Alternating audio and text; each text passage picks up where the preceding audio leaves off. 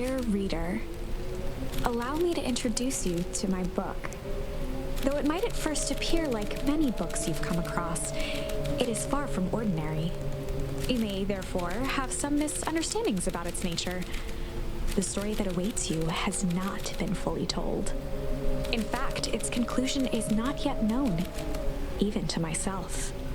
It is in that way that my book is special. It is in that way that you are special.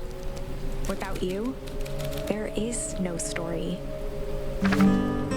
Chapter 1. Normal isn't what it used to be. This is a story about change. Nestled in a shallow valley is the town of Beacon Pines. Far from the town square, across the river, past the neglected welcome sign, a young boy walks alone at dawn. His name is Luka VanHorn, and like you, dear reader, he's here for a reason.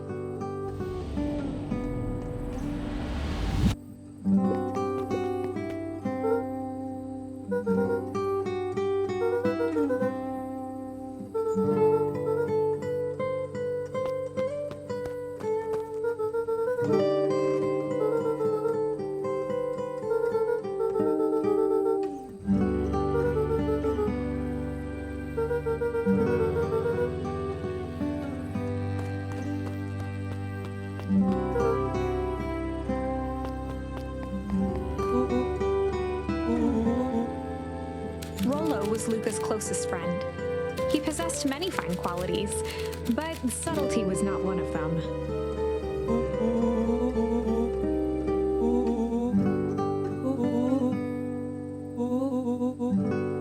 Rolo finally noticed the tears welling in his friend's eyes and the flowers on the grave.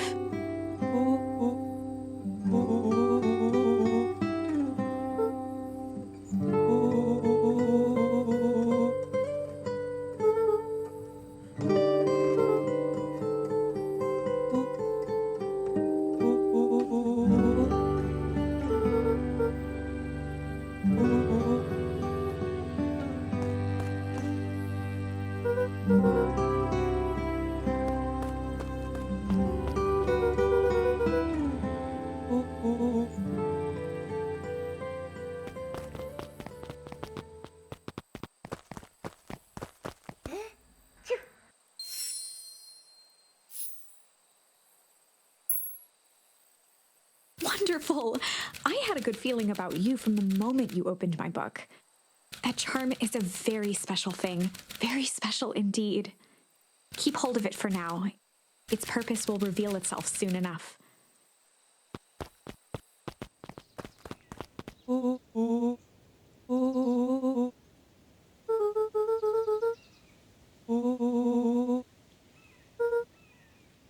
Rolo looked to the side suspiciously.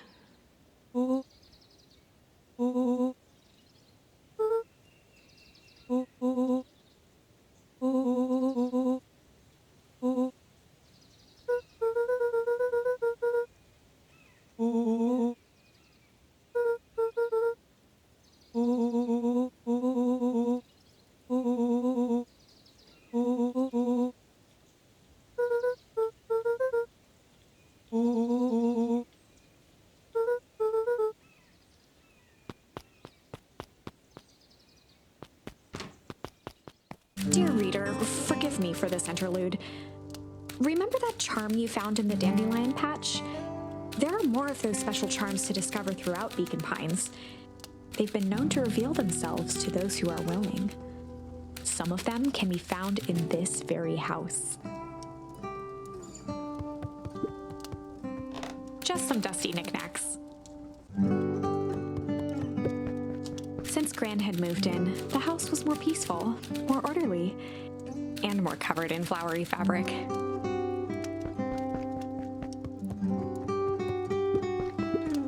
One of his father's old stethoscopes.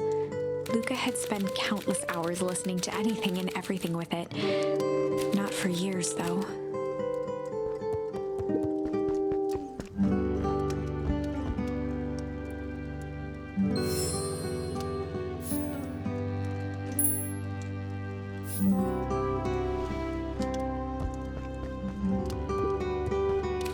already lit the fire. She kept a warm house, as if by grandmotherly obligation.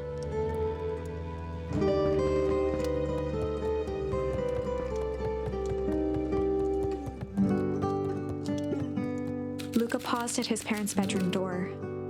He just wasn't ready to go in yet. Gran had commandeered the upstairs closet when she moved in. "Some things need shelter from a young boy's mischief," she said.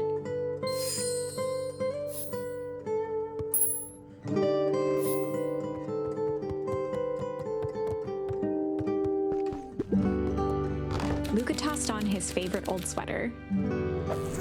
Even though it was the first day of summer, a chill still hung in the air.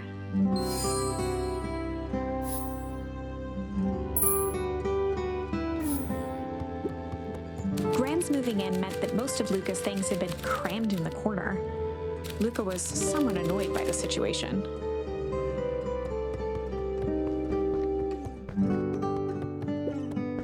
Gran's bed was undisturbed.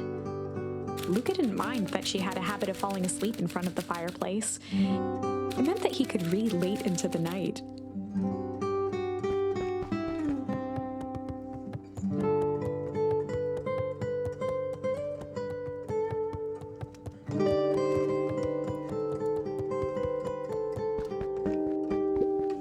The only piece of furniture Gran had brought when she moved in was an old hutch.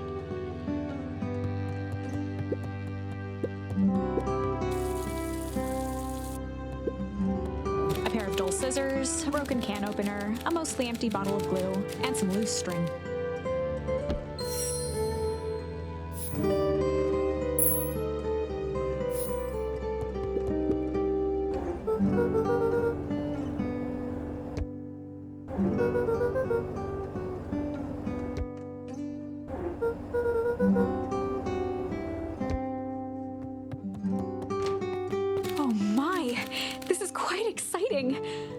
I am now certain that you are the one I've been waiting for all these years. You'll recall I was a bit coy regarding the use of charms earlier. Excuse me, I tend to have a flair for the dramatic. You are about to encounter your first turning point. There are certain times in this tale when everything hinges on a single word. You can use the various charms you've collected to alter events, and thus completely rewrite the fate of Beacon Pines. This is no small thing. So step forth, dear reader, and grasp hold of destiny itself. On the other hand, I suppose there's no reason to rush things. Gran will be waiting when you return.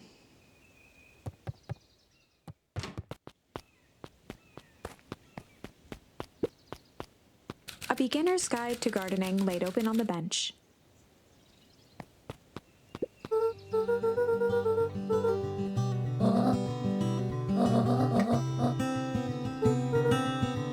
The less Gran knew, the better for everyone involved.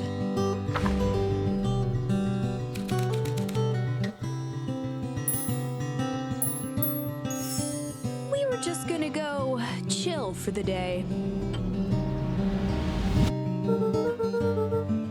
The best lies are built on truth.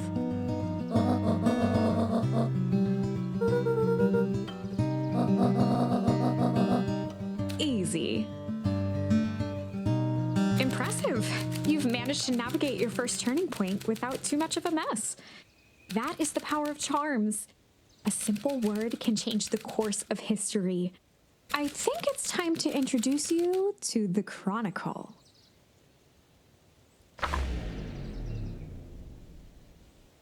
The Chronicle is a record of the decisions you've made. You can see the turning point which has been revealed. At any time, you can use the Chronicle to go back and invoke different charms, creating new branches. This conversation with Gran seems innocent enough, the perfect opportunity to experiment with rewriting things.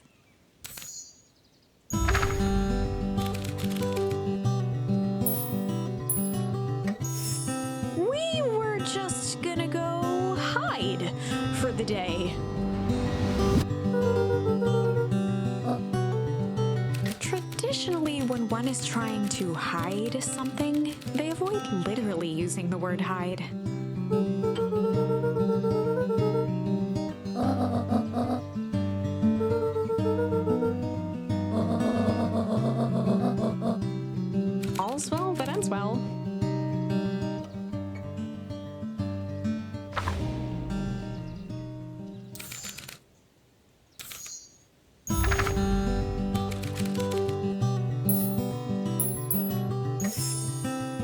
just gonna go ponder for the day.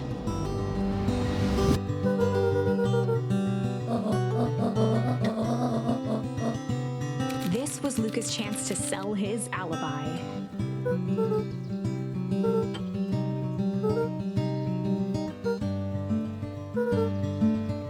Nailed it.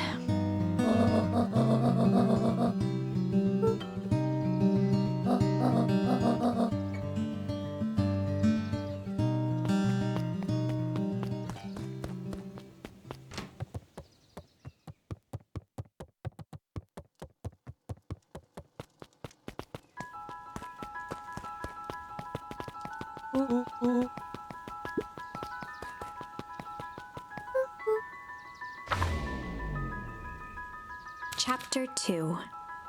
Welcome to Beacon Pines. For many years, this valley had been a small mining outpost. It wasn't until Sharper Valentine built his fertilizer company that Beacon Pines was established. Over the next 30 years, the town had grown and prospered, until the foul harvest and his sudden death. In the 3 years since, everyone was simply trying to get by.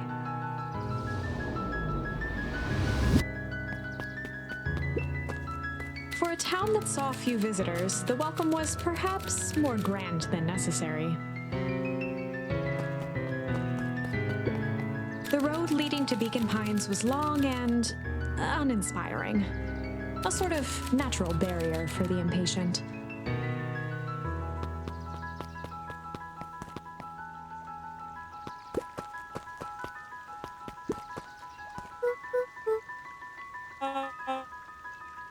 Kerr was the CEO of Perennial Harvest Company. He had become a fixture around town over the past few years. After the failing of Valentine fertilizer, the town was hungry to welcome a new source of employment.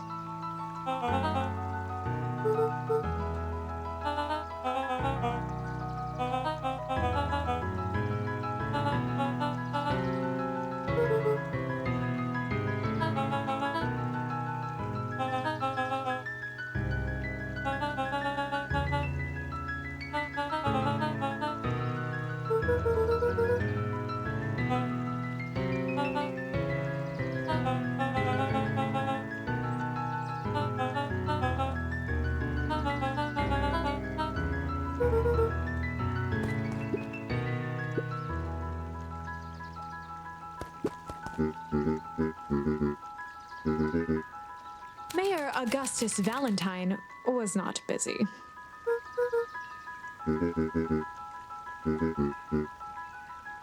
Flustered, Gus instinctively loosened his tie.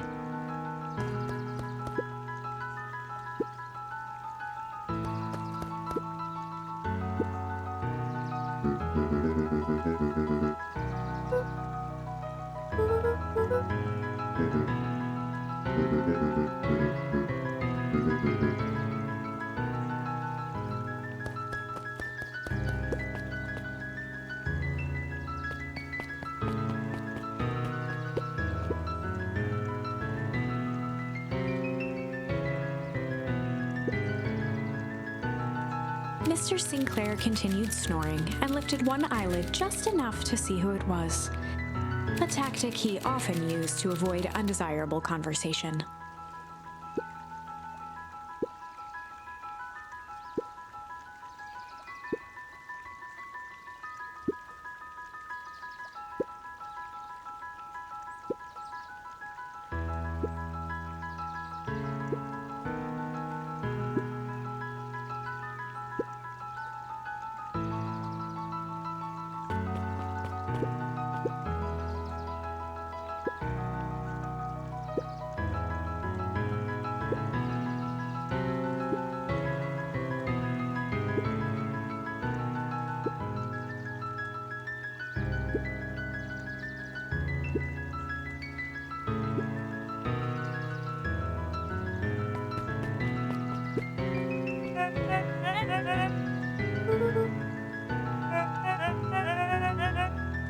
They pulled a pen from the pocket of their sweater vest and began to frantically jot something down on a clipboard.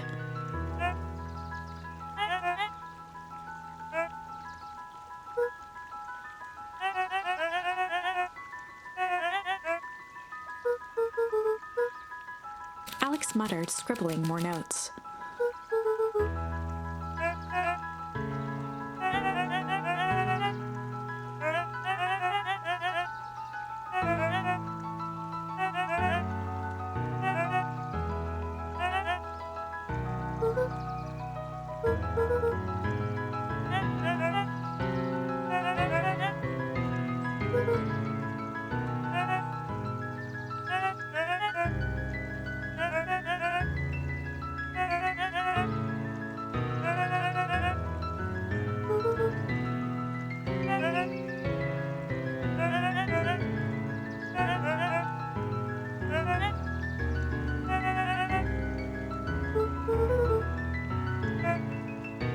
Luka could just make out their words over the pen scratching.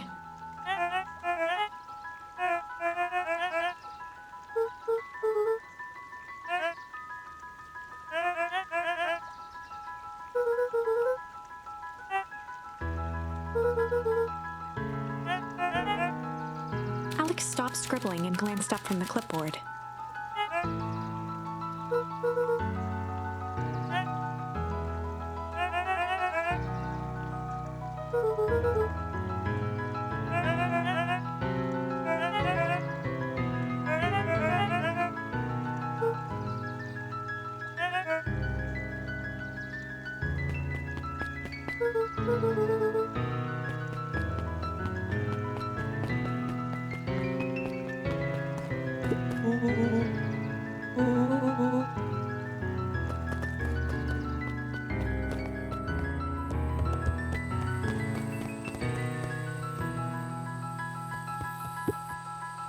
After Luka's father had passed, Rolo became obsessed with them building their own Hank atomic star scraper.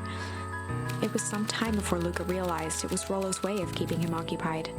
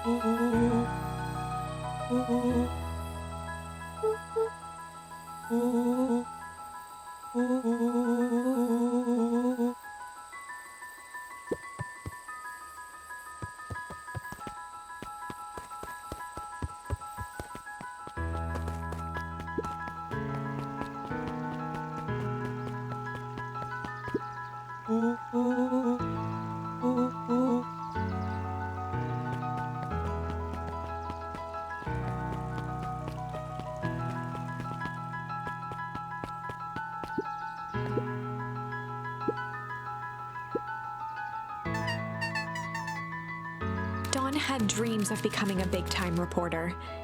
At night, she searched for the story that could be her big break. By day, she hawked papers at the newsstand.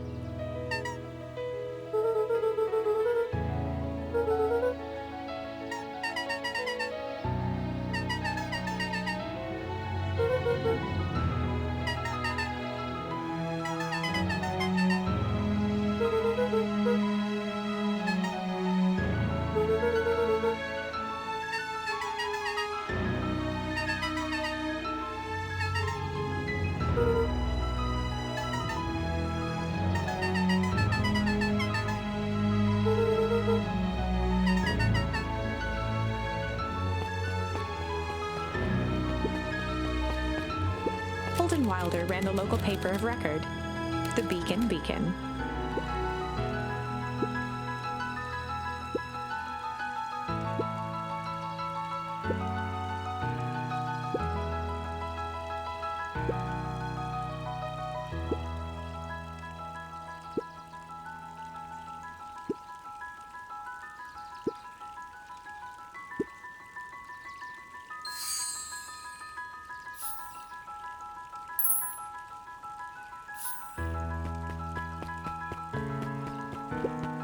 Miss Hatch could often be found near the fountain, too absorbed in a book to be distracted.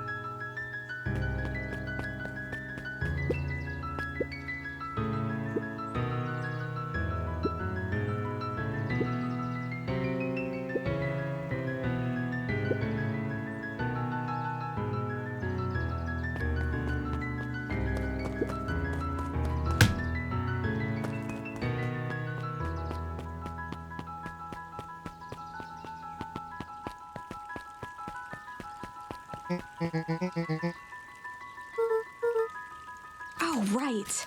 Rendezvous with Roxy. This is an important turning point. The first time where your charms will change the course of fate. And currently, we only have one suitable charm at our disposal. Have no fear, we can always return later using the Chronicle once we find more charms. Well, now I'm just rambling. Where were we?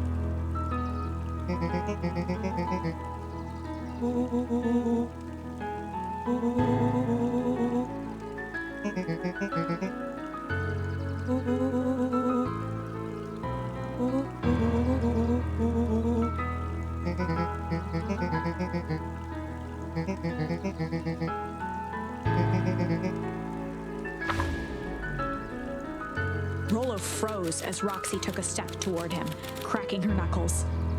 Luka knew he had one chance to save his friend from being dragged home.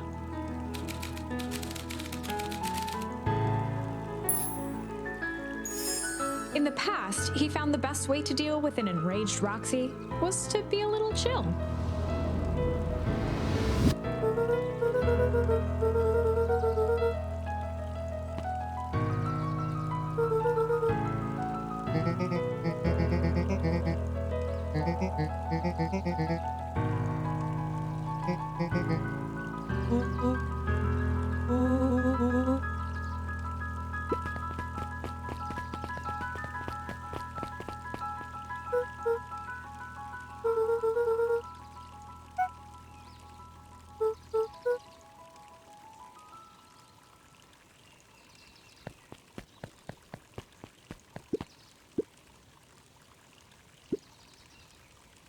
A bit much, if you ask me.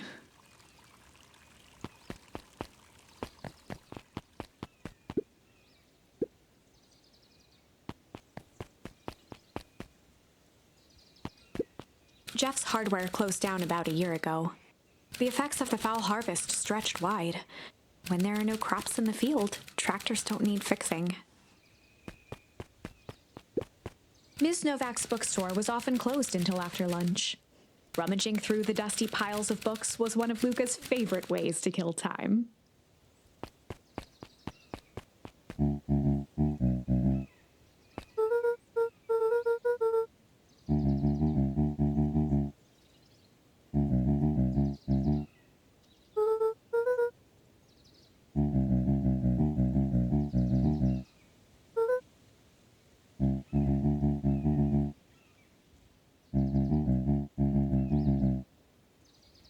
A promise Gran regretted the second it was made.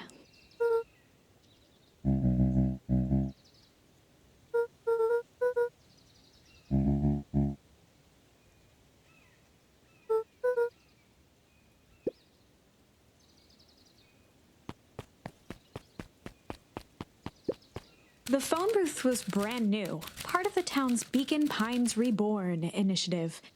It didn't see much use.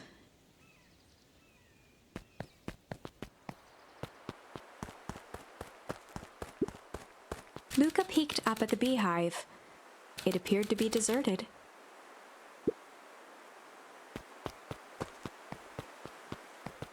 The path led into a small hollow at the edge of Weepwood.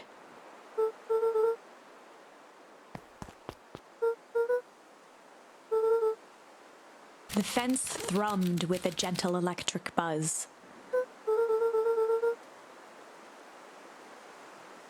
Luka often asked himself what Rolo would do, so that he could rule out that option.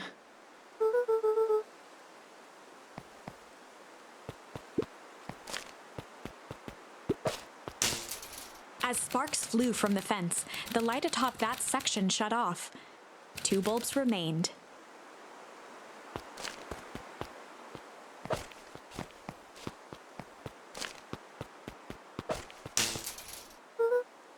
One more to go.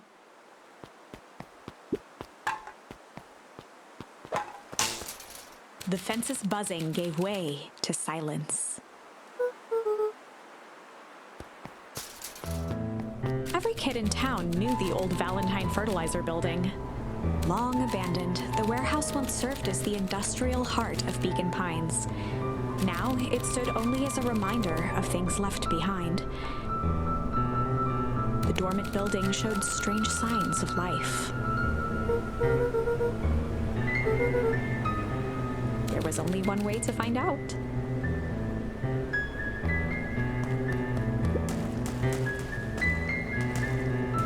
The water looked almost diseased. It flowed slowly into the woods. The hose emitted a subtle sound. It was actively draining some kind of liquid.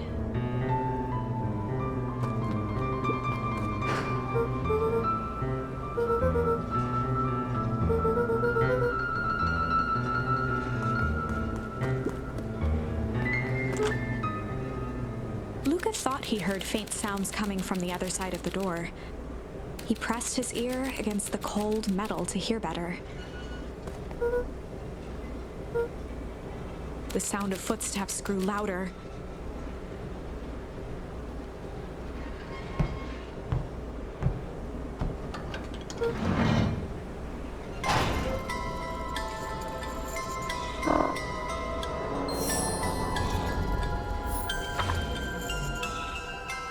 The heavy steel door knocked Luka to the ground. Disoriented, he looked up to see an imposing figure silhouetted in a green glow. It lunged toward him. He tried to scramble away, but felt a gloved hand latch onto his ankle. Luka watched his fingernails leave trails in the dirt as the hand slowly dragged him back through the door, into the lab, into the green light.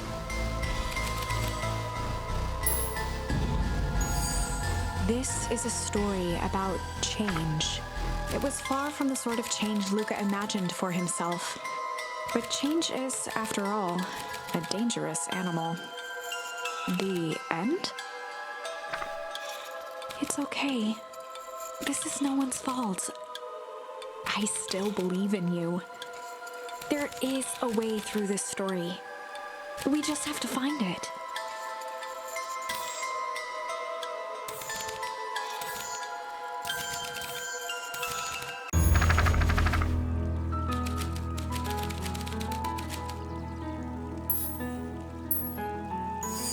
In the past, he found the best way to deal with an enraged Roxy was to be a little shit.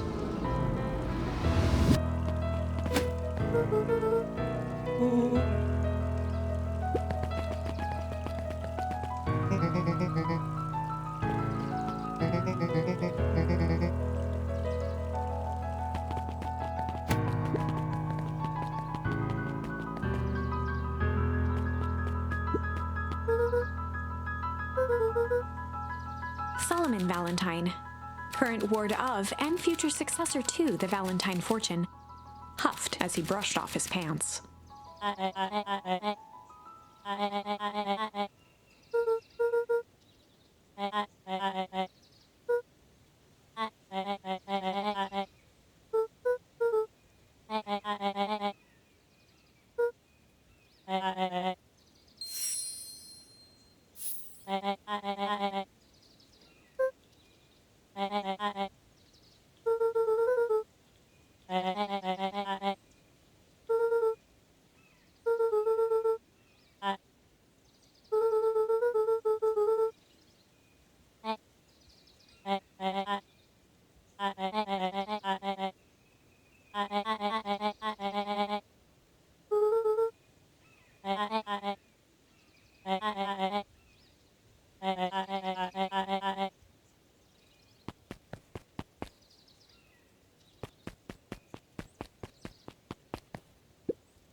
Solomon trifled a gesture toward the approaching heiress Valentine.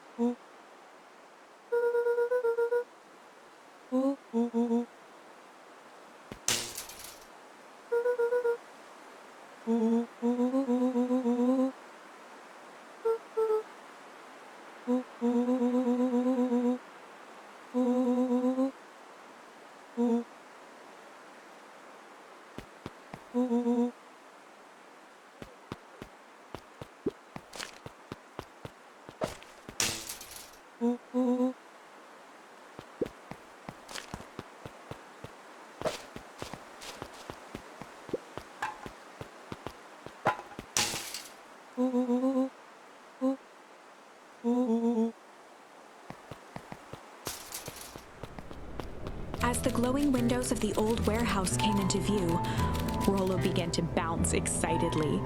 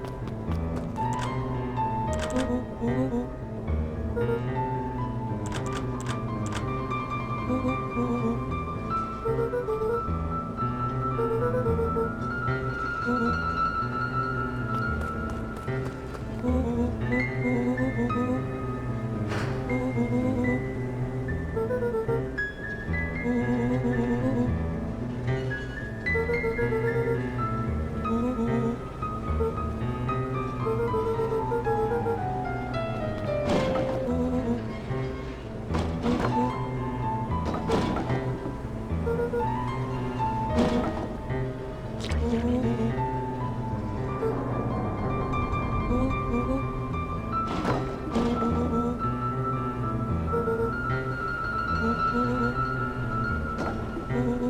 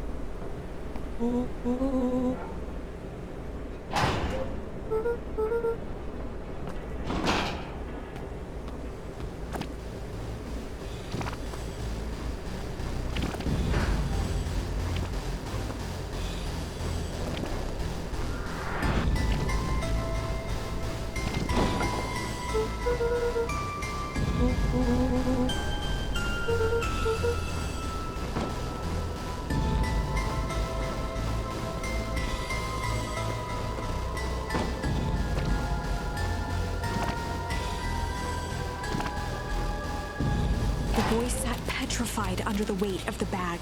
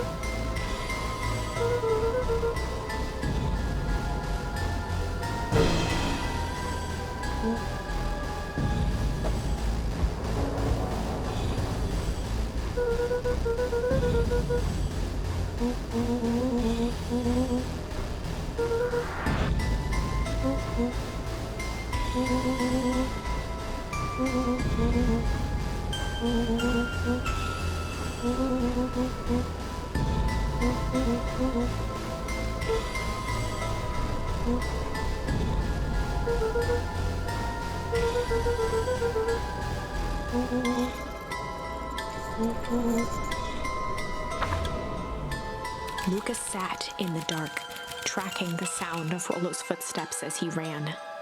1, 2, 3. He pressed his ear to the dumpster wall, straining to hear Rolo's footsteps as they faded away. 15, 16, 17. He tried not to think about the contents of the dumpster as he counted. 35, 36, 37. The thick stench made it hard to breathe. Screw it, that's long enough. Luka carefully lifted the lid and peered out. Nothing. No sign of Rolo. No sign of the man in the yellow suit. Time to haul ass. Luka clambered from the dumpster, stumbling to his knees. He was up like a shot and running, sprinting toward home as fast as he could. Beacon Pines flew by, blurred by the tears that welled up in his eyes. He wouldn't remember getting home at all that night. Throwing his front door open, storming up the stairs to his room and surrendering to sleep almost as abruptly as he hit his pillow. Chapter 3. Finding a Friend. The next morning, it was quieter than usual at the breakfast table. Only the sound of silverware and chewing interrupted the awkward silence.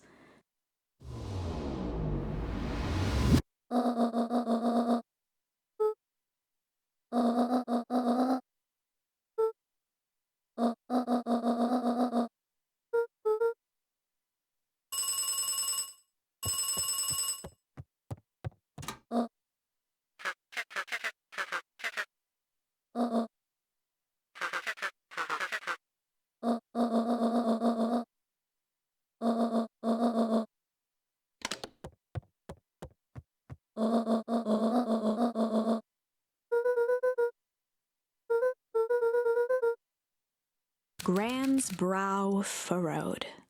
She let out a long sigh. Her voice was quiet and even.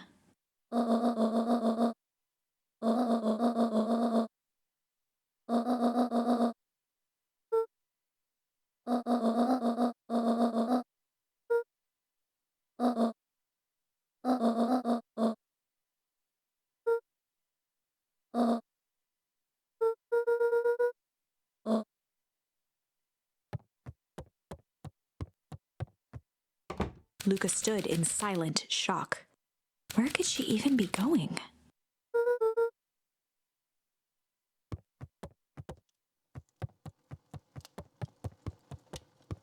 An eerie electronic sound echoed from Luka's bedroom.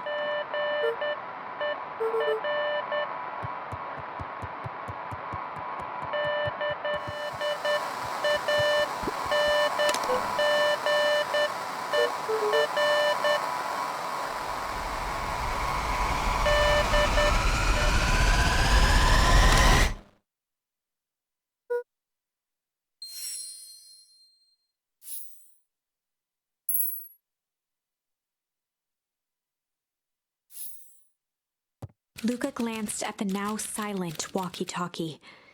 He wasn't sure what to think.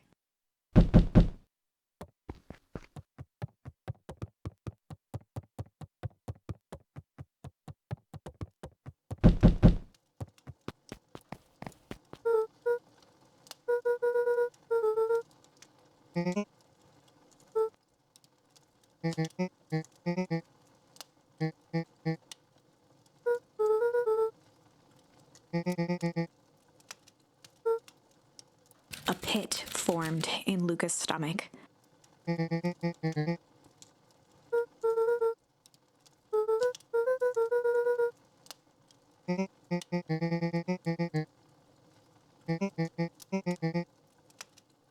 Luka's mouth felt dry.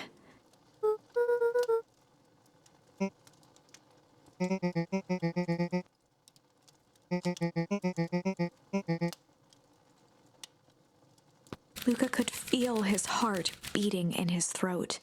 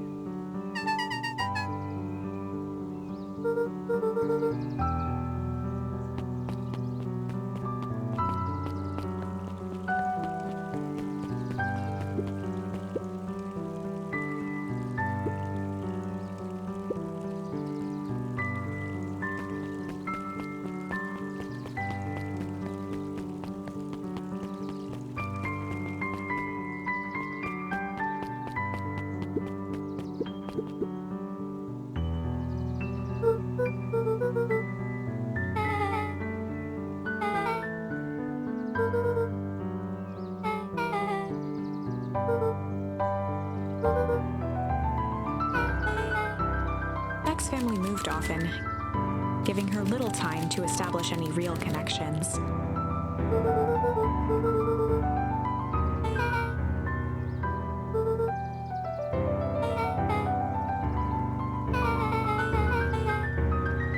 Luka shifted his feet uncomfortably.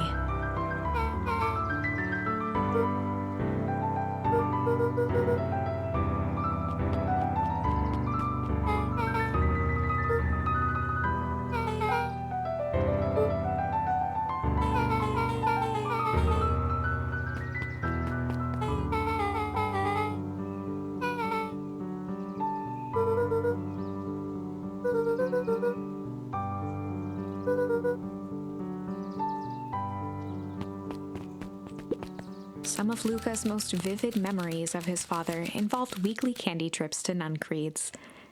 These days, Mr. Nuncreed kept more unpredictable hours.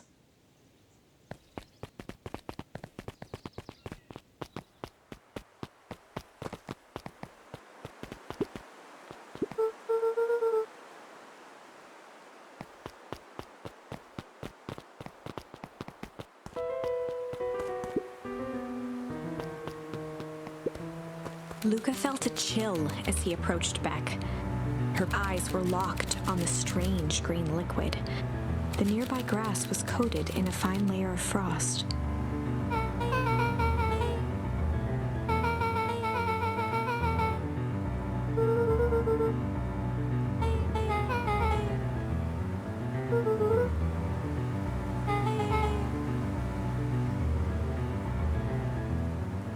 Luka watched as Beck dipped a broken tree branch into the goo.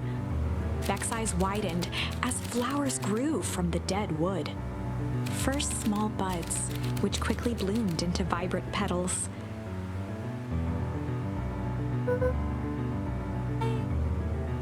As quickly as they had grown, the flowers began to shrivel and turn gray. Beck dropped the stick with a grunt of disgust.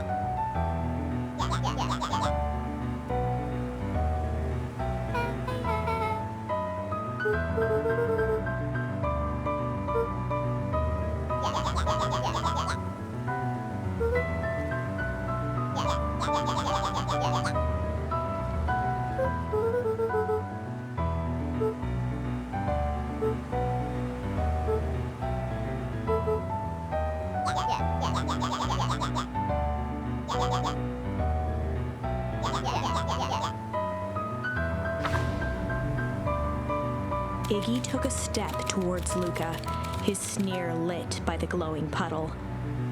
Beck could see tears welling in Luka's eyes, his fists clenched. Some things about Beacon Pines were very different from the city, but a bully from a hayseed town is really no different from a city bully. Beck took a deep breath and thought.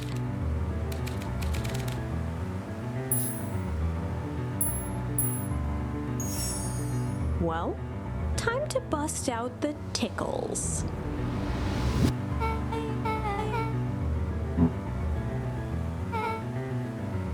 Beck lunged forward and began to tickle under Tish's arms.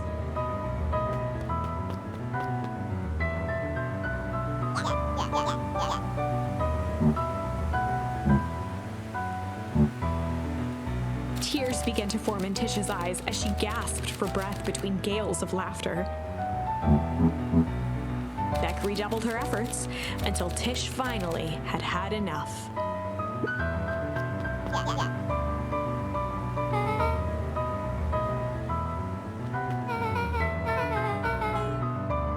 Iggy's eyes darted around, a realization dawning on his face that he was now outnumbered.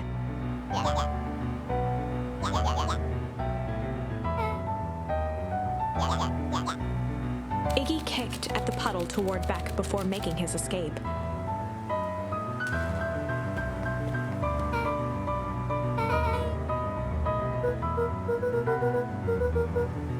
Beck shook the ooze out of her hair as best as she could.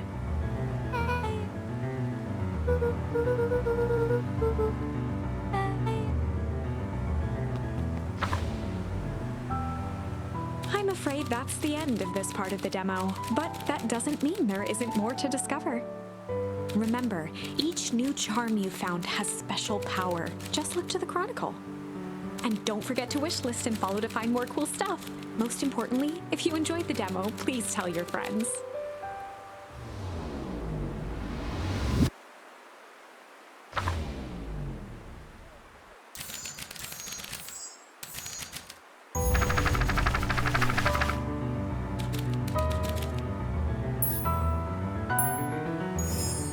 Well, time to bust out the strange.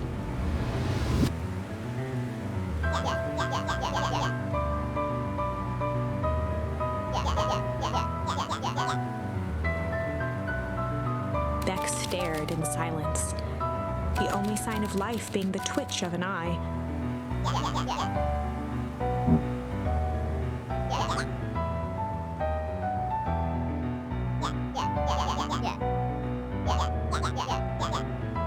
At the sight of Iggy taunting Beck, something in Luka snapped. Iggy's smirk shifted to a look of shock as Luka launched himself into his stomach. Iggy's clothes were drenched in the glowing ooze. Iggy's voice began to slur as he struggled to get up.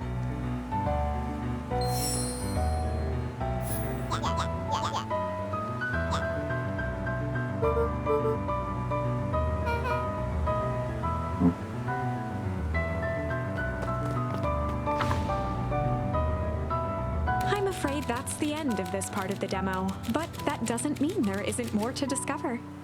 Remember, each new charm you found has special power. Just look to the Chronicle.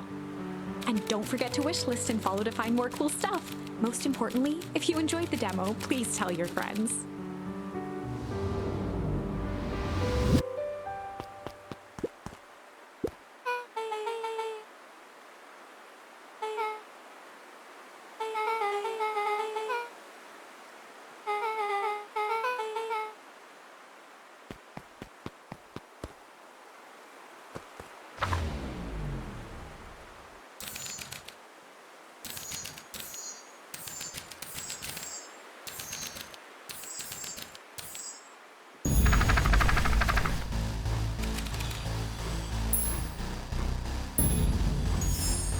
This is a story about struggle.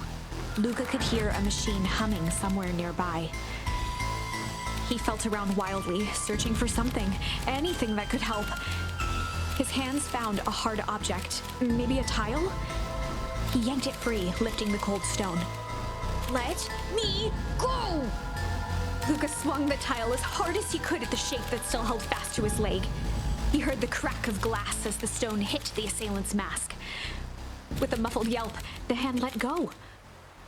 Luka was free and scrambled to the door. He never looked back once on the long run home. Chapter 3.